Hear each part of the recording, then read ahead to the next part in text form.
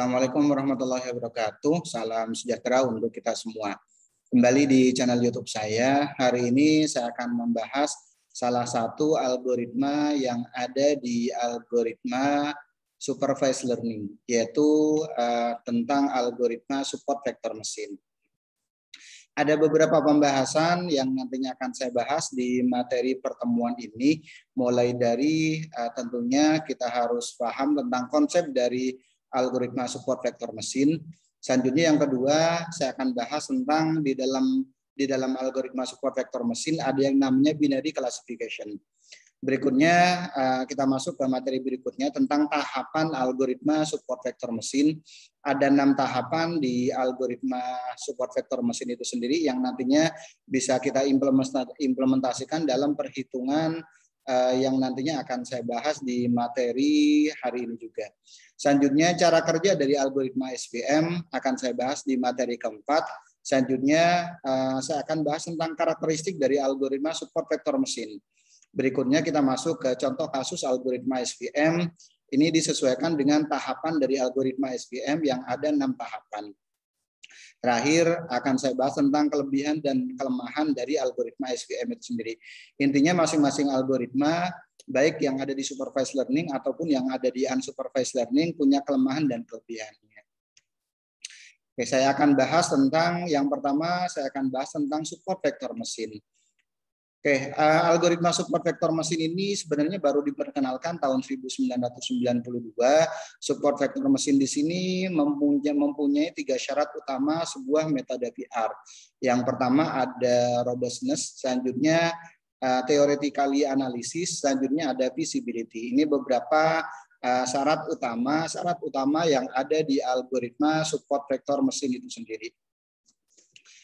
Oke, pada prinsipnya algoritma support vektor mesin ini bekerja pada binary classifier atau yang nantinya disebut dengan binary classification. Berarti ada 2 kelas yang ada di support vektor mesin itu sendiri.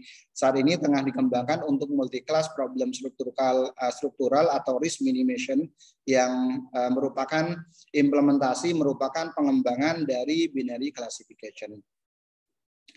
Oke, apa itu binary classification?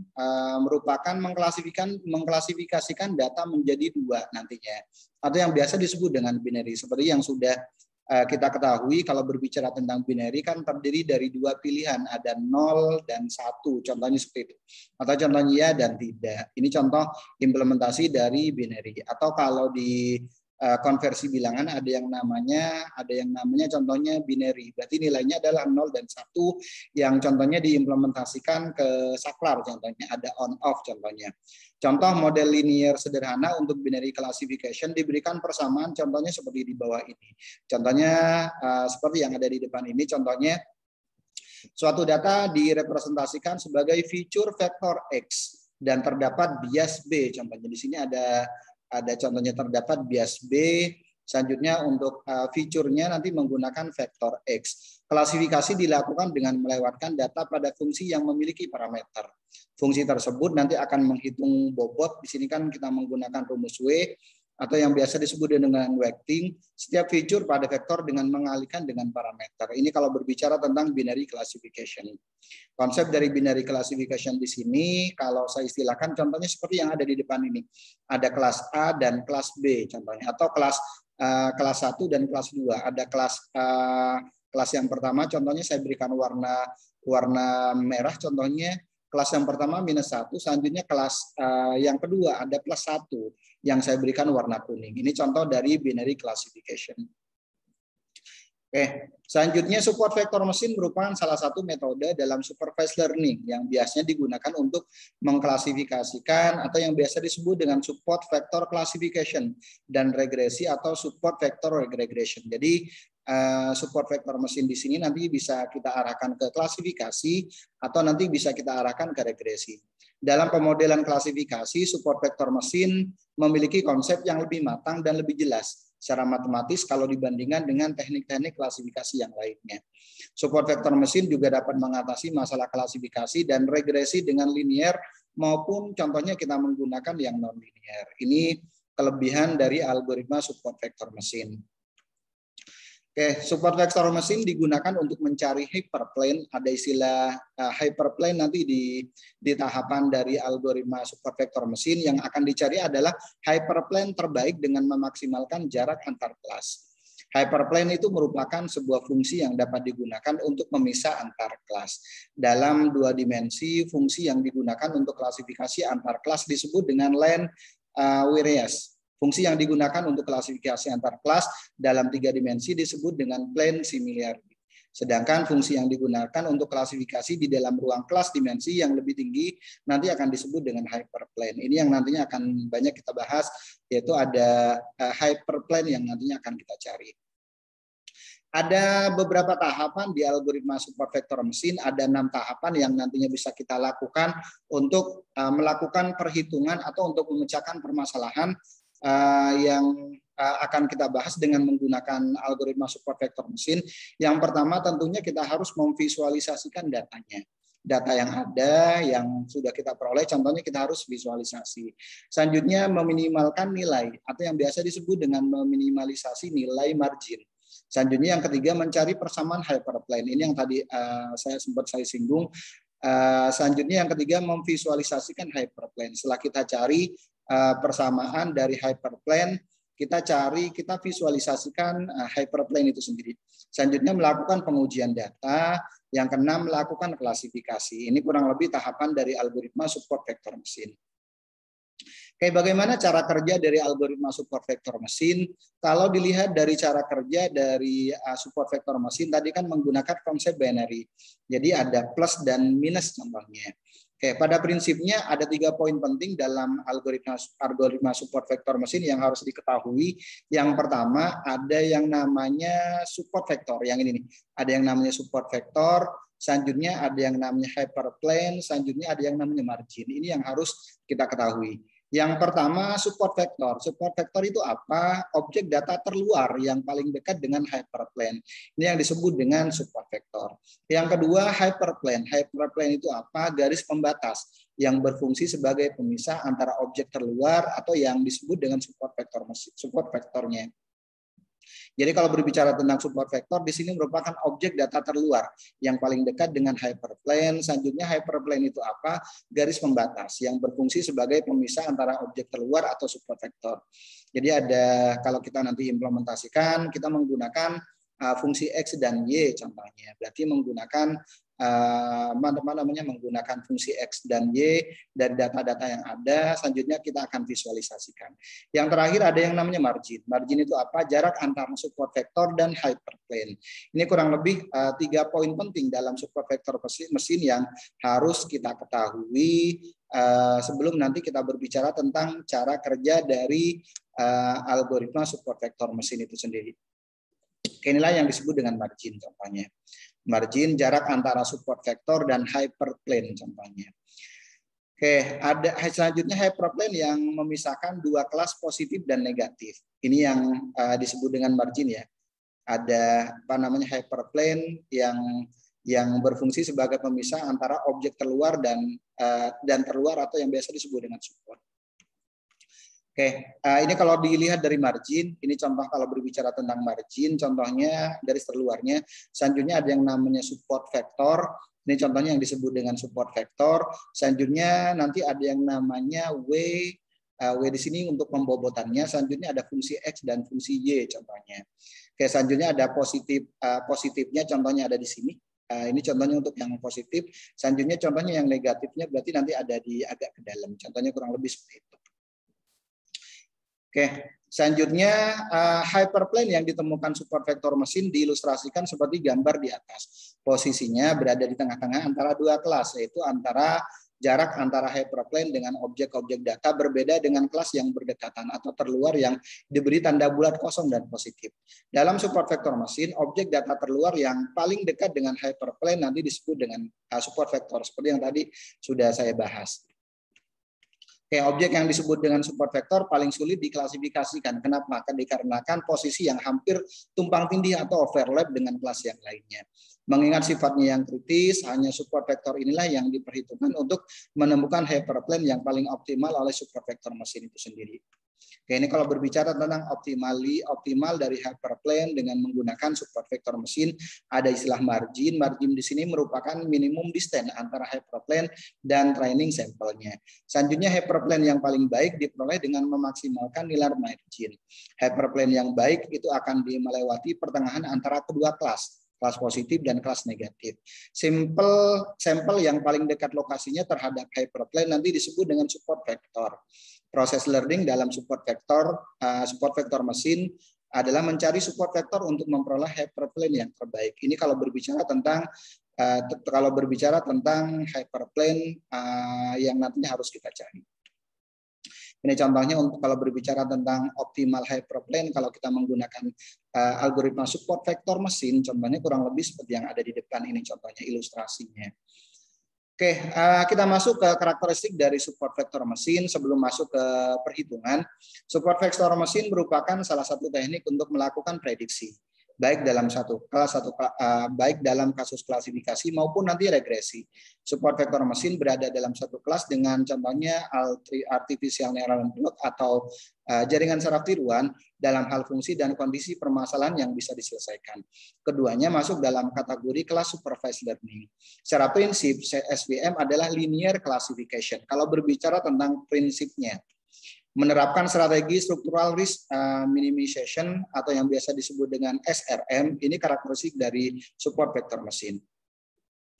Selanjutnya karakteristik support vektor mesin yang keempat, pattern recognition, dilakukan dengan mentransformasikan data pada input space ke ruang yang berdimensi lebih tinggi dan optimasi dilakukan pada ruang vektor yang baru tersebut. Hal ini membedakan SVM dari solusi pattern recognition pada umumnya yang melakukan optimasi parameter pada ruang hasil transformasi yang berdimensi lebih rendah daripada dimensi input space-nya.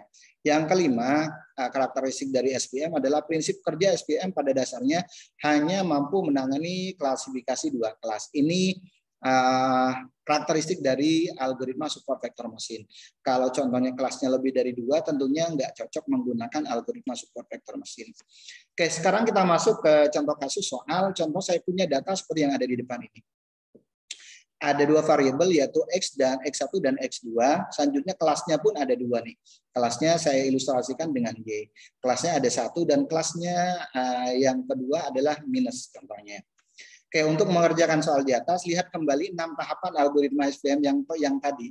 Di atas sudah ada tahapan dari algoritma SVM yang tadi sudah sempat saya bahas. Oke, sebelum cara kerja, nah ini ada tahapan dari algoritma SVM. Yang pertama, memvisualisasikan data. Selanjutnya yang kedua, meminimalkan nilai margin.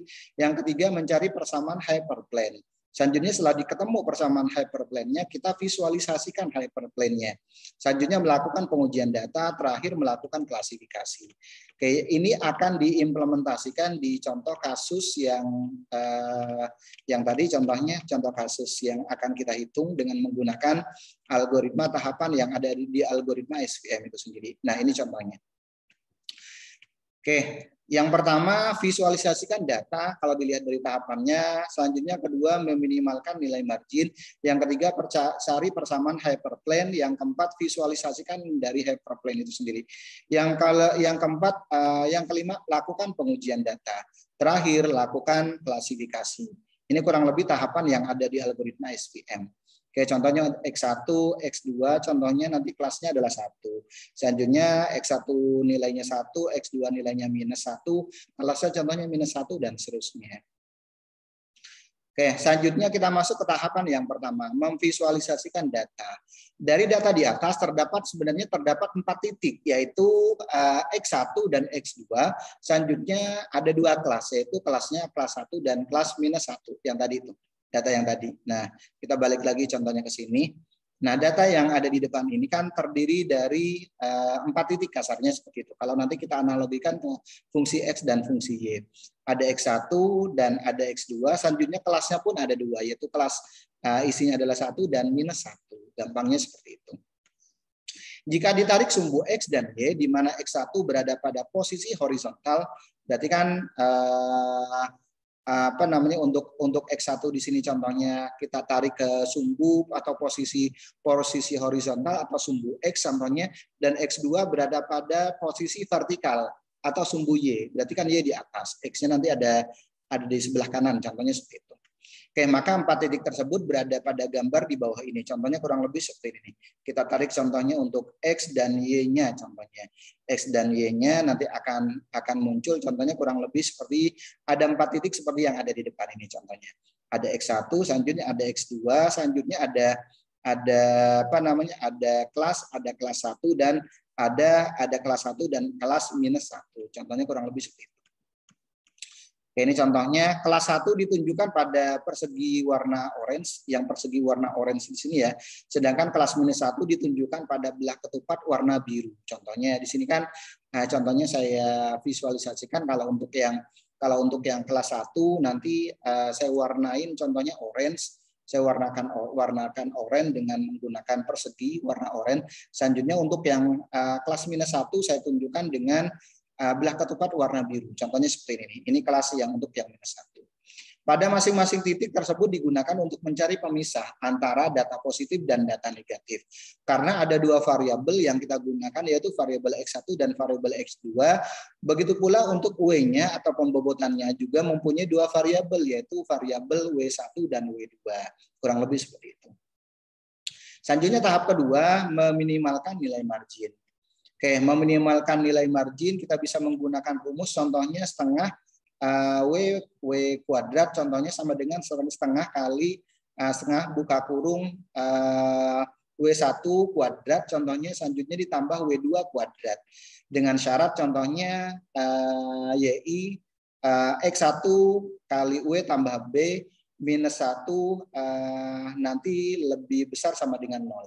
I-nya contohnya untuk yang I di sini contohnya bisa 1 untuk yang data pertama, kedua, ketiga dan seterusnya contohnya. Jadi nanti untuk syaratnya contohnya untuk YI sama dengan X1 kali W1 ditambah X2 kali W2 ditambah B lebih besar sama dengan 1. Contohnya ini berarti syarat yang nantinya akan kita gunakan. Rumus ini yang nantinya akan kita gunakan. Selanjutnya tahap ketiga mencari persamaan hyperplane. Oke, dari data yang masukkan data dengan rumus di tahap kedua. Rumus yang ini ya, yang ini nih.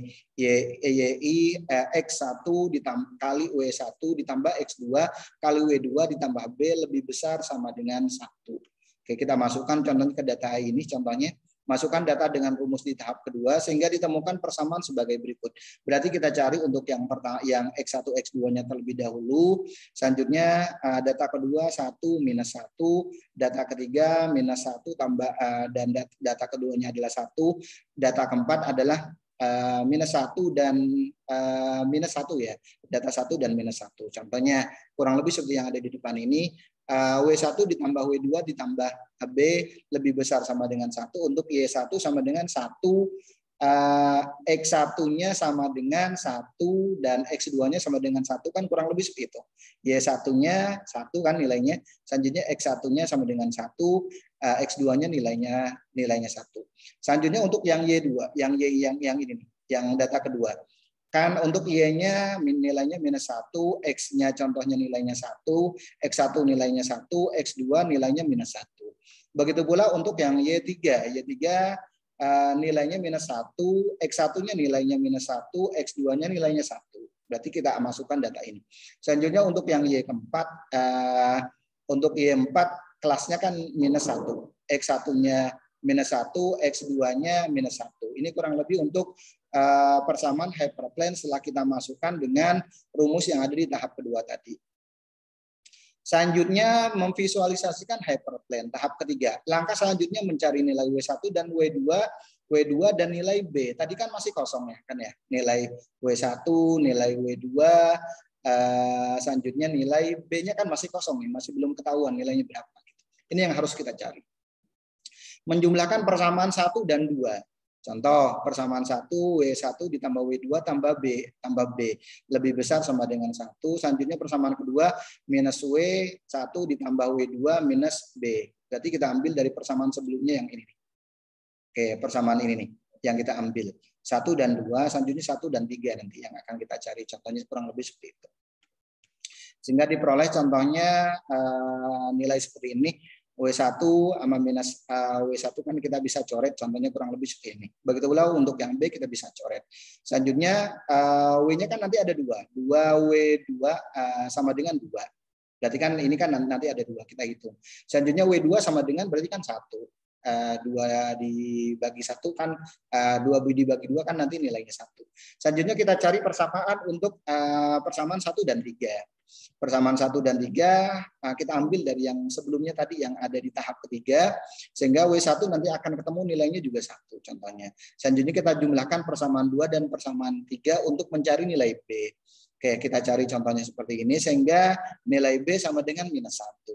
Nah, ini untuk yang tahap keempat. Sehingga selanjutnya kita bisa memvisualisasikan, masukkan rumus dengan syarat yang ini, X1 kali W1 ditambah W2 kali X2 ditambah B lebih besar sama dengan 1. Hasil persamaan hyperplane-nya kurang lebih seperti ini. Kita masukkan nilai W1 dan X1. W1 kali W1, W2 kita masukkan, nilai B-nya pun kan sudah ada. Sedangkan untuk yang X1 dan X2-nya yang nantinya akan kita cari. 1 kali X1 ditambah 1 kali X2 minus 1, nilai B-nya kan 1, minus 1. Sama dengan 0, X1 tambah X2 minus 1 sama dengan 0. X1 sama dengan 1 kali 1 minus X1. Jika divisualisasikan garis hyperplane-nya kurang lebih seperti yang ada di depan ini untuk yang garis dari hyperplane-nya. Jadi tahap keempat contohnya untuk visualisasinya nanti bisa kita buat contohnya seperti yang ada di depan ini untuk yang garis visualisasinya. Selanjutnya kita masuk ke tahap yang kelima, melakukan pengujian data. Berdasarkan asumsi di atas bahwa kedua belah kelas terpisah sempurna oleh hyperplane.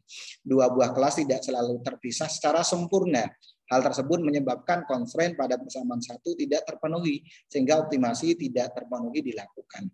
Untuk mengatasi masalah ini, SVM dirumuskan ulang dengan menggunakan teknik soft margin. Oke, nanti kita bisa menggunakan teknik soft margin. Soft margin dijelaskan dalam bentuk gambar, contohnya kurang lebih seperti yang ada di depan ini, yang nantinya akan kita cari. Contohnya kalau kita akan membuat yang namanya soft margin. Selanjutnya melakukan klasifikasi. Persamaan di atas dimodifikasi menggunakan soft margin dengan menggunakan variabel seperti ini yang nantinya akan kita masukkan contohnya. YI, XI kali W tambah B lebih besar sama dengan I contohnya, lebih besar sama dengan 1 contohnya. Dikurangi variabel ini yang nantinya akan select variabel select-nya yang nantinya akan kita cari. Oke, parameter C nanti dipilih untuk mengontrol trade-off atau margin dan error, nanti akan diklasifikasikan atau nilai kesalahan pada klasifikasi. Parameter C ditentukan dengan mencoba beberapa nilai dan dievaluasi efeknya terhadap akurasi yang dicapai oleh SVM. Misalnya dengan kita menggunakan contohnya data-data yang ada kita uji dengan menggunakan teknik cross validation, gampangnya seperti itu.